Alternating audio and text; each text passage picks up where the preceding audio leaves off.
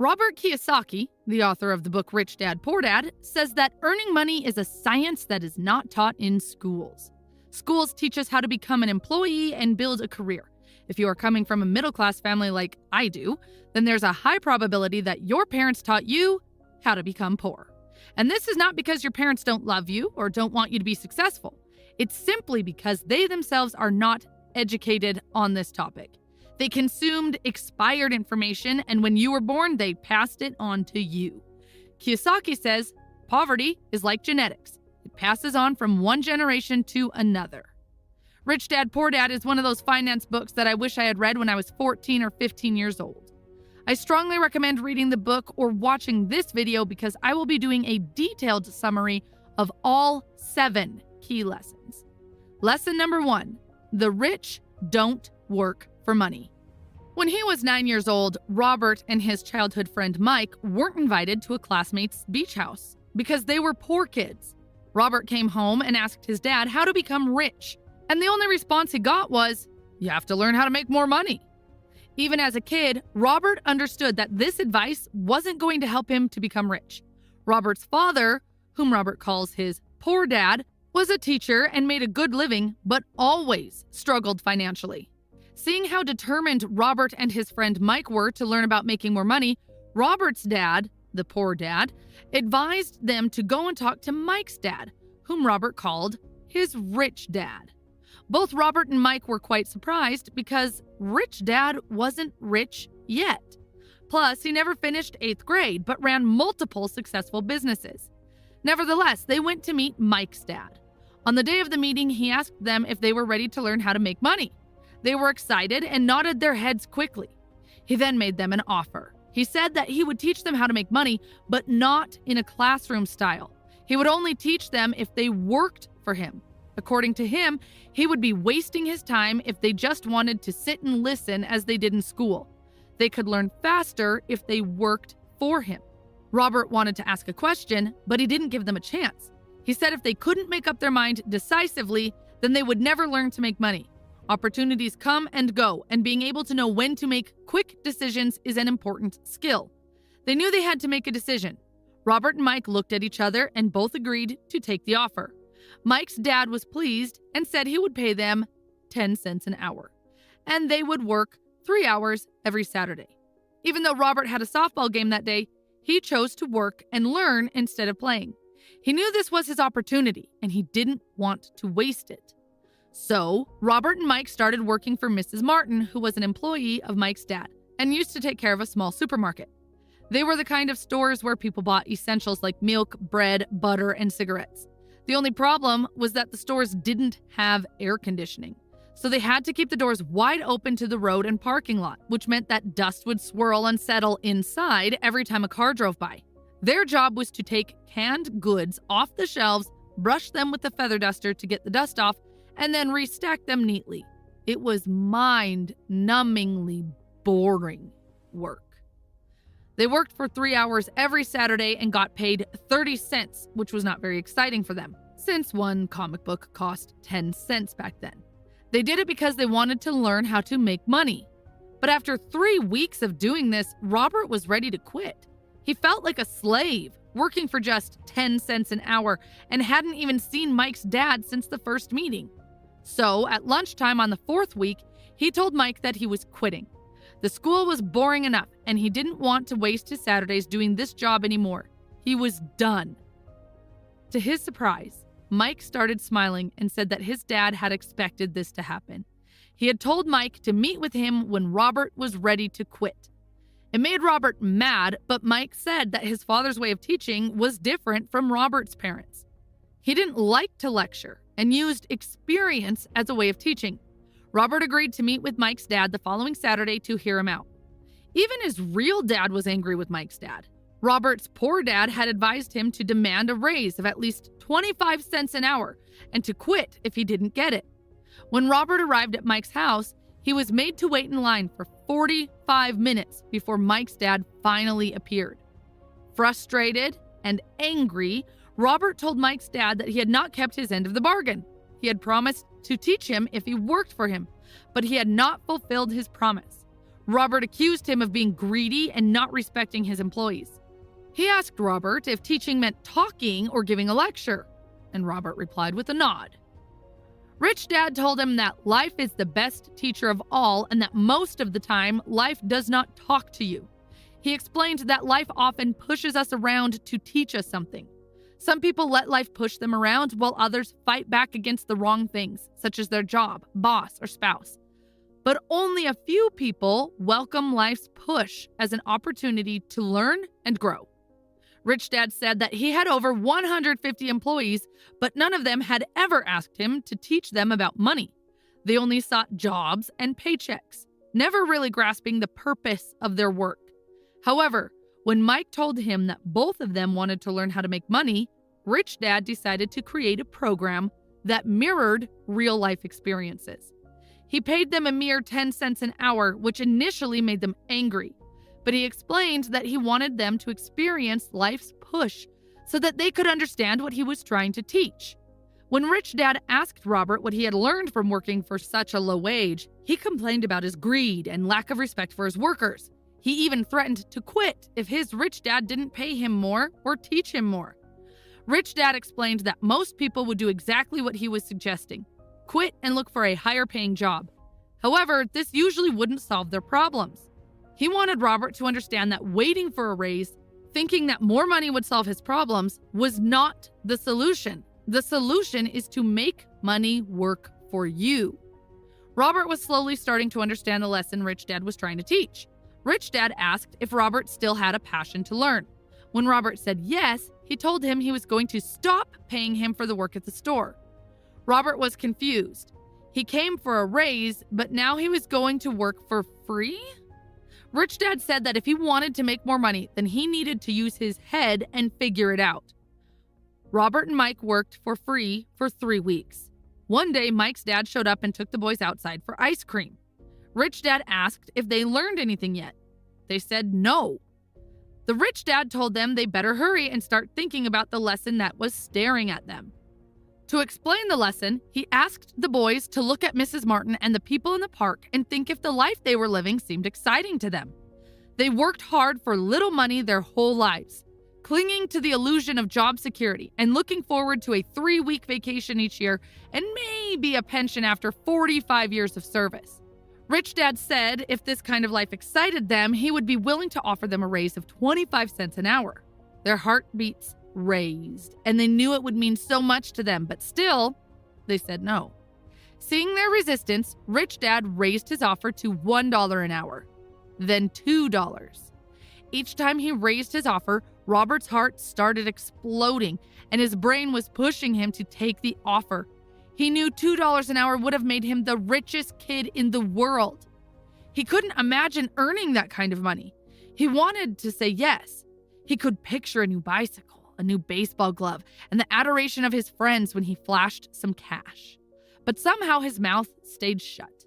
Rich Dad was looking at 2 boys staring back at him, eyes wide open and brains empty. He was testing them, and he knew there was a part of their emotions that wanted to take the deal. He understood that every person has a weak and needy part of their soul that can be bought. And he knew that every individual also had a part of their soul that was resilient and could never be bought. It was only a question of which one was stronger. So he made a final offer of $5 an hour. Suddenly, the boys' expressions changed, and their empty looks changed into calmness. It felt their temptation disappear in the second. They felt the part of their soul that was weak and needy was silenced and taken over by the part that had no price. The Rich Dad said it was good they didn't have a price. Most people did because their lives were controlled by fear and greed. Fear of being without money makes them work hard and earn a paycheck. But once they have that money, greed gets them thinking about all the things they could buy, which makes them need more money, which makes them spend more and work more. It's what the Rich Dad called the rat race. Mike asked if there was another way, and Rich Dad said there was, but not many people knew about it. Mike wanted to know what it was, and Rich Dad said they would learn it while working with him for no pay. Mike asked for a hint, and Rich Dad replied that the first step is to tell the truth.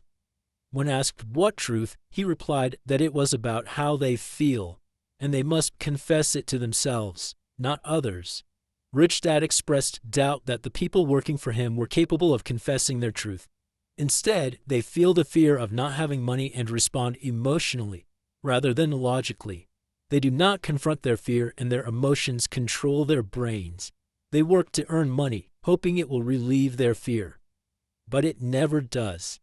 Money governs their emotions and souls, and they refuse to acknowledge this truth. Rich Dad urged them to avoid this trap, stating that being rich does not solve the problem.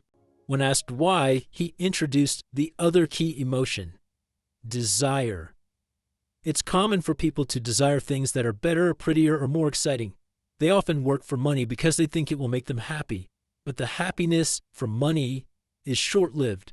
Many rich people are actually driven by fear, thinking that money will make them feel secure.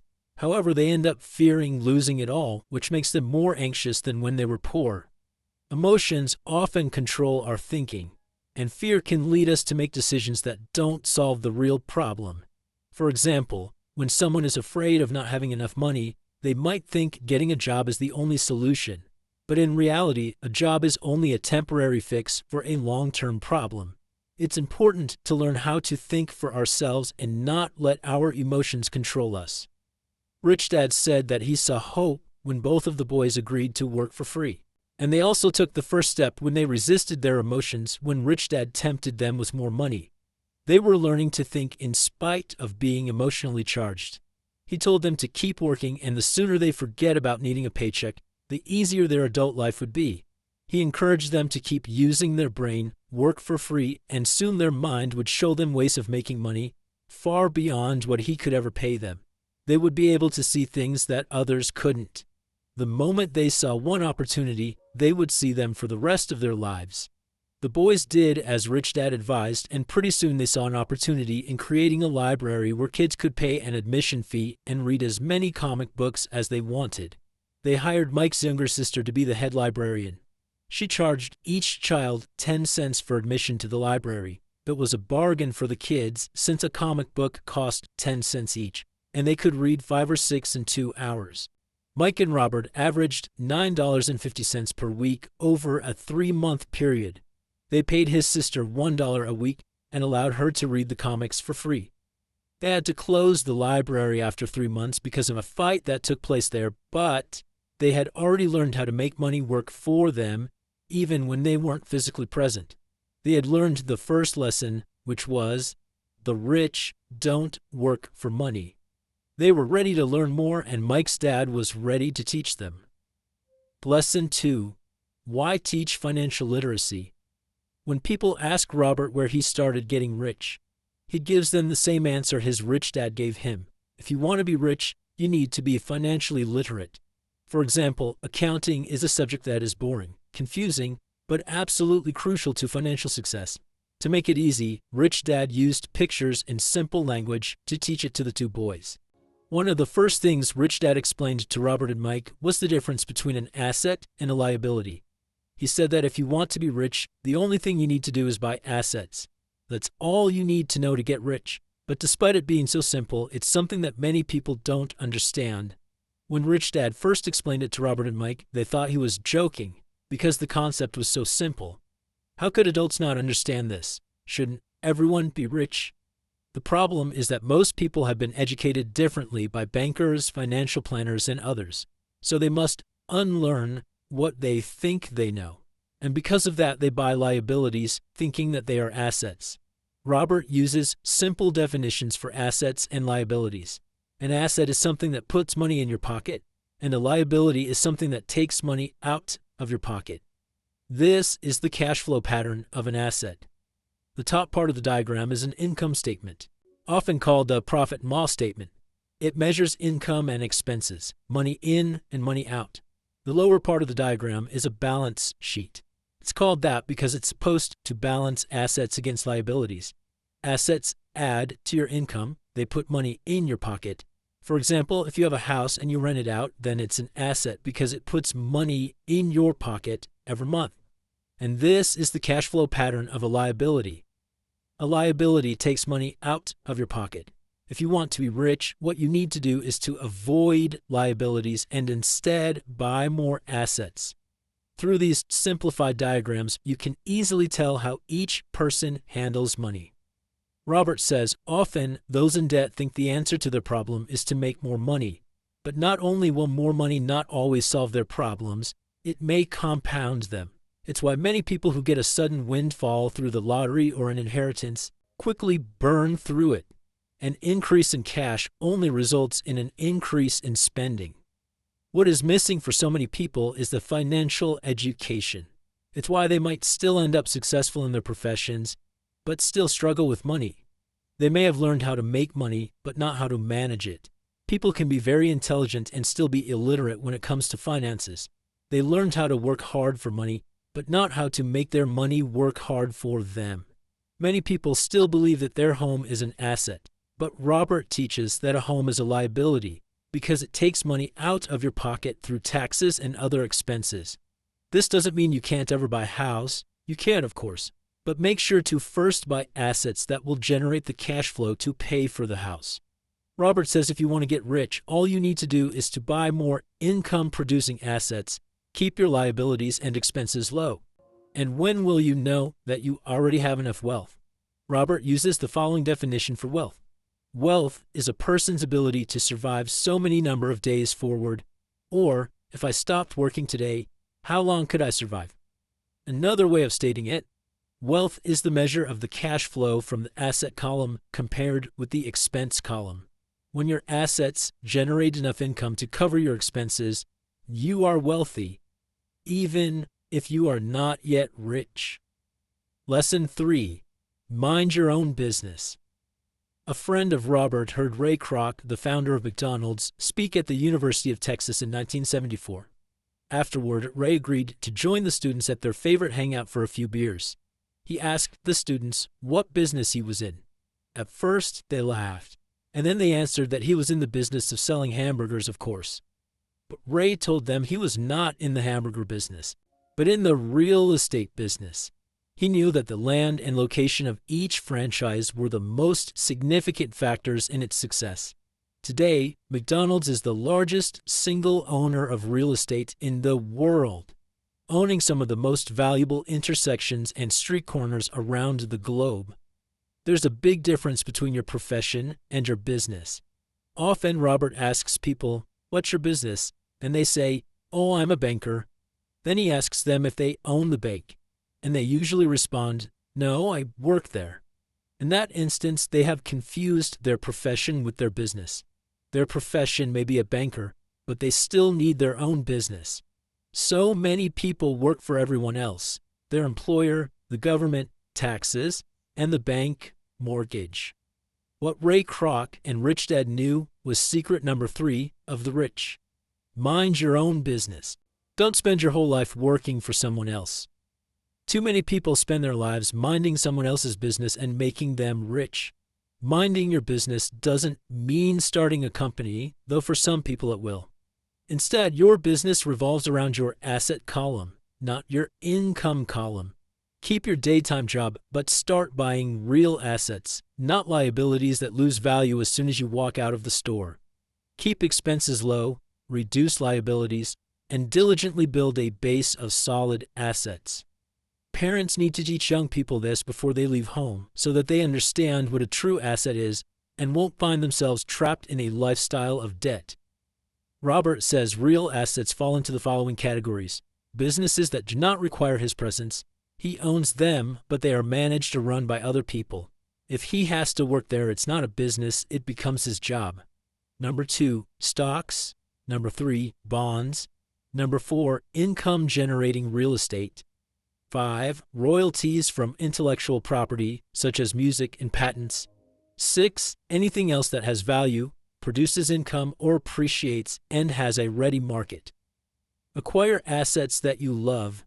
Robert loves real estate and thus spends most of his time thinking about and shopping for it. If you don't like real estate, don't invest in it. Even while working for Xerox, Robert minded his own business. He kept his day job and slowly built his asset column. The more he understood accounting and cash management, the better he was at analyzing investments and eventually building his own company. He doesn't recommend people start a company unless they really have the desire to. Otherwise, he advises them to keep their day job and mind their business, building and keeping their asset column strong. As cash flow grows, you can indulge in luxuries, but only if the cash flow supports them. Build the asset column and let the income generated by those assets pay for the luxuries. When assets generate enough income to cover luxuries, that's when you can buy them. Lesson 4. The history of taxes and the power of corporations. Many people see Robin Hood as a hero, taking from the rich and giving to the poor. Rich Dad did not share that opinion. He called Robin Hood a crook. Though the popular sentiment is that the rich should pay more in taxes and give to the poor, in reality it's the middle class that is heavily taxed, especially the educated upper-income middle class. To understand how this happens, Robert gives a brief history of taxes. In England and America, originally there were no taxes, only occasional temporary levies to pay for such things as wars.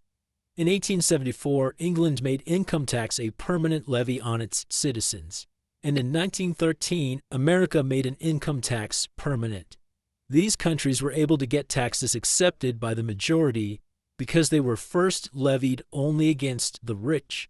However, although income tax was designed to punish the rich, it wound up punishing those who had voted for it, the poor and middle class.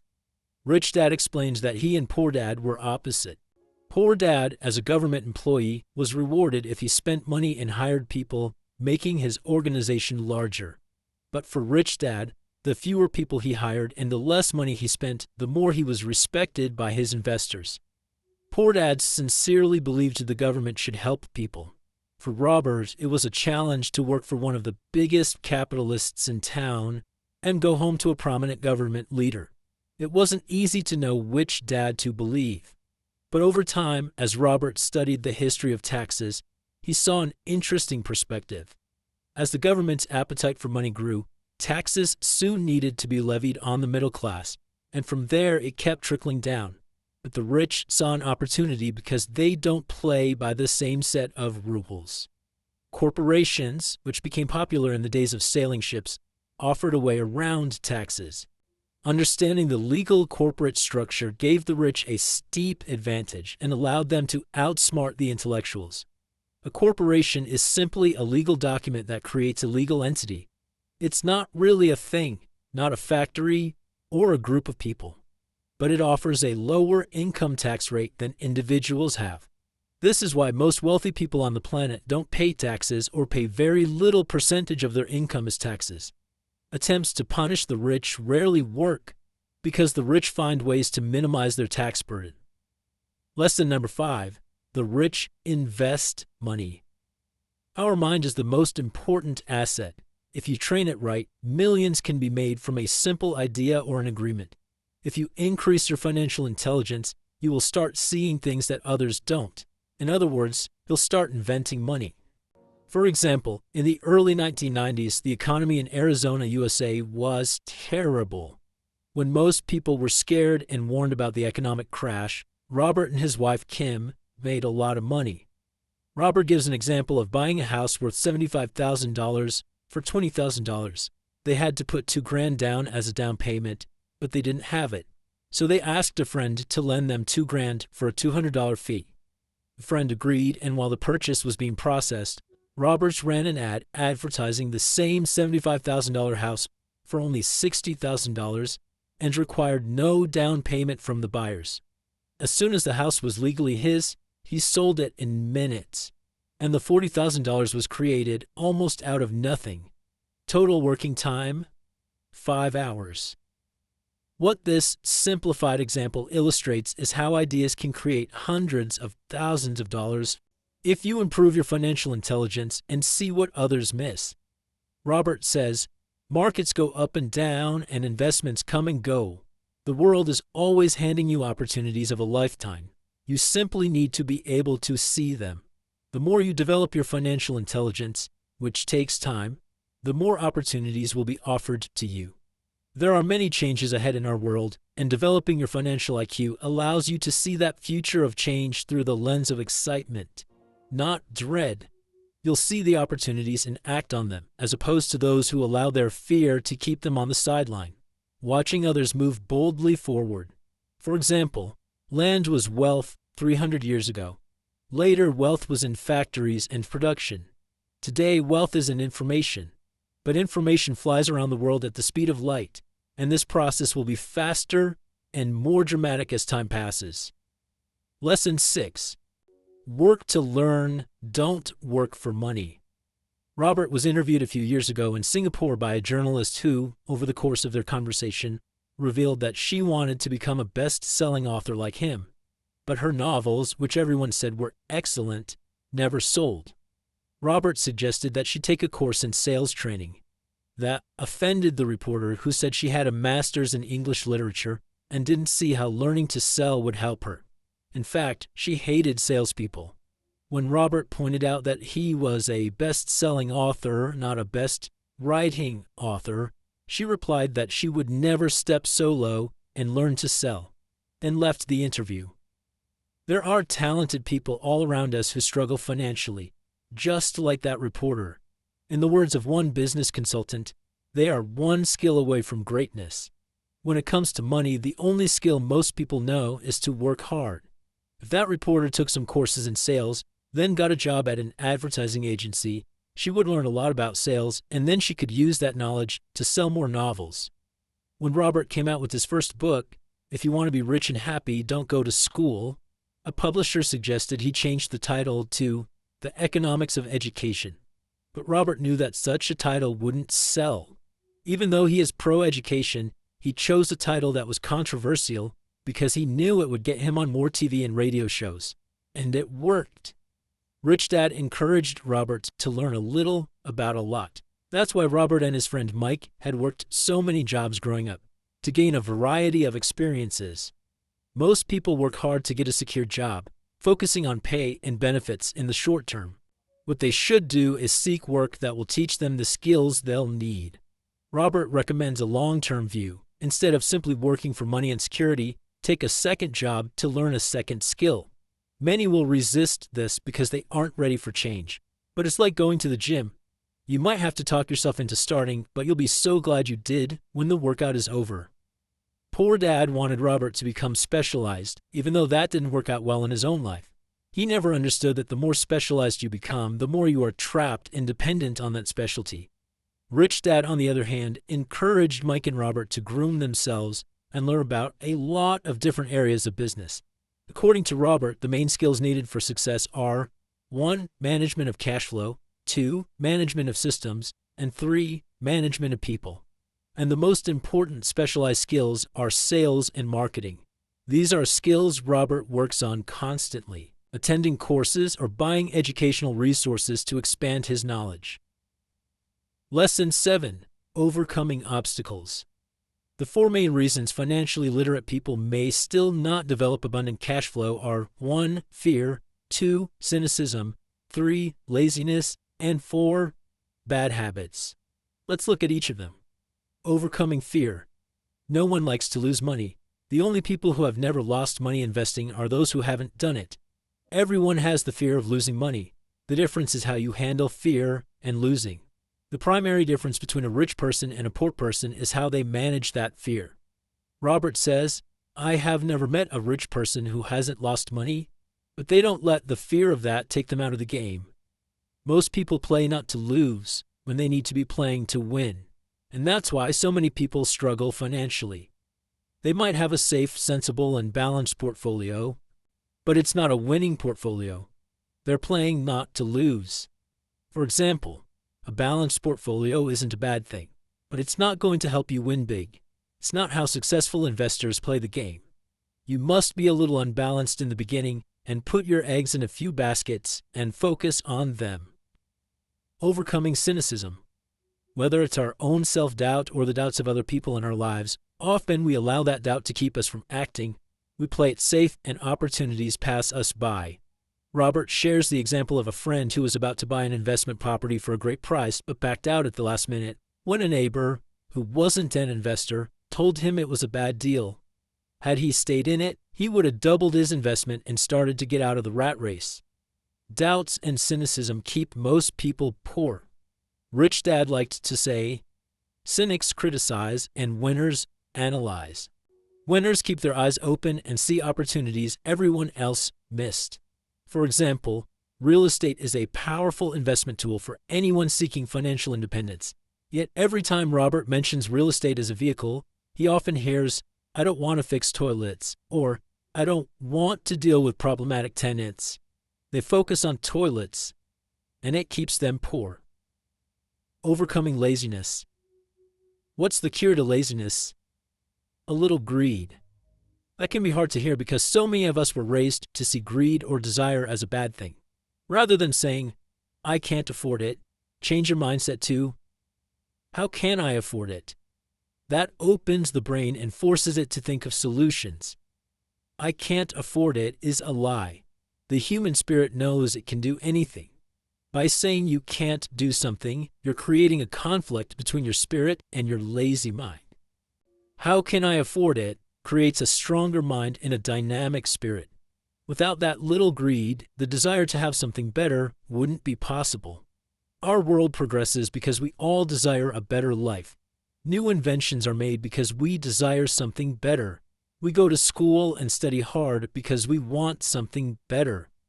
Too much greed is bad, but a little can motivate you. Overcoming bad habits. To be successful, you must develop successful habits. Poor Dad always paid everyone else first and himself last, but he rarely had any left over. This was his habit. On the contrary, Rich Dad always paid himself first, even if he was short of money. He knew that creditors and the government would complain if he didn't pay them. This motivated Rich Dad to seek other forms of income to pay them. If he paid himself last, he wouldn't feel that kind of productive pressure. Forcing himself to think about how to come up with the extra income to pay the creditors made him stronger. This is it for this video. I've summarized several